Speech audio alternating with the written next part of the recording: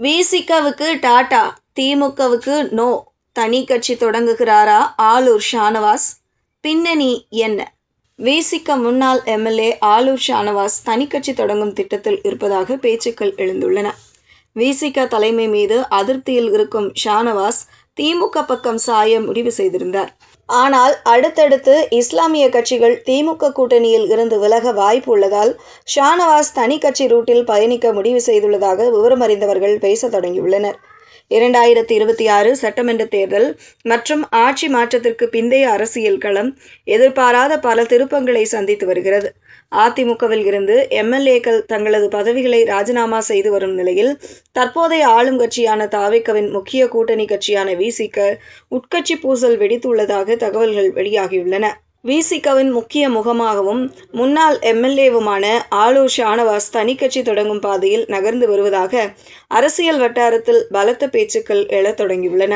சமூக வலைதளங்களிலும் ஊடக விவாதங்களிலும் விசிகவின் கொள்கைகளை தீவிரமாக பேசி கட்சியின் ஸ்டார் முகமாக வலம் வந்தவர் ஆளூர் ஷானவாஸ்.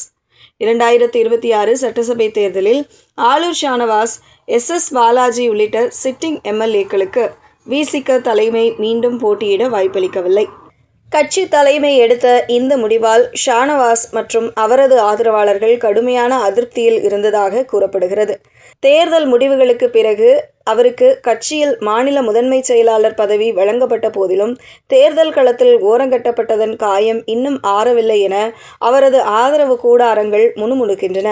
விசிக தலைமை மீது ஏற்பட்ட அதிருப்தி காரணமாக ஆளூர் ஷானவாஸ் ஆரம்பத்தில் திமுக பக்கம் சாயலாம் என்று திட்டமிட்டிருந்ததாக தெரிகிறது.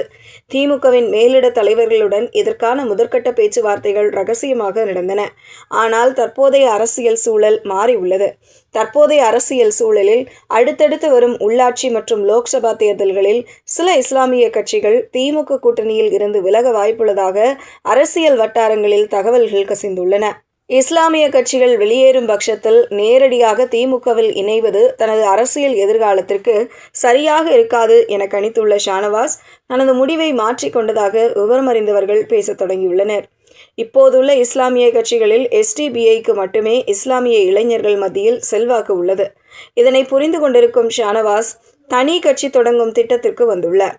திமுக அல்லது விசிக நிழலில் பயணிப்பதை விட தனக்கென ஒரு தனித்துவமான அரசியல் அடையாளத்தை உருவாக்க ஷானவாஸ் திட்டமிட்டு வருகிறார்.